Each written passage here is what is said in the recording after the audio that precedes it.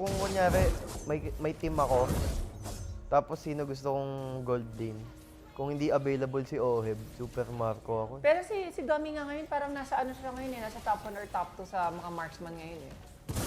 Hindi lang nasa top 1 yun. Or nasa top 1 siya ngayon kasi tinalo niya lahat ng mga marksman ngayon eh. Like TLPH, tinalo niya. Tsaka, Kelra, tinalo niya.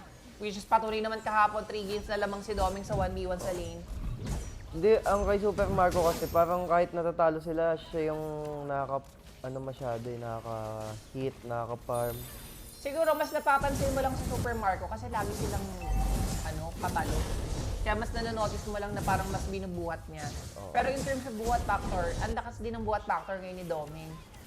Hindi ko naman sinasabing may na si Doming, kung aalis nga si Doming. Eh bakit pinapaalis mo na si Doming? Eh nandun pa nga. Pinapatunayan kasi kay Renny J na kaya niya mag-shotgun eh. Tropa ko yung si Renny J. Ano yan eh? Pinag-aaway mo naman eh. Pero ikaw ba, hindi ka nalalakasan kay Marco? Malakas at malakas si Marco, pero para sa akin, kung top 1, top 2, wala siya sa top 1, Kelra, top 2. Kelra Oheb. Kelra Oheb, Doming ako dun sa top 1, top 2.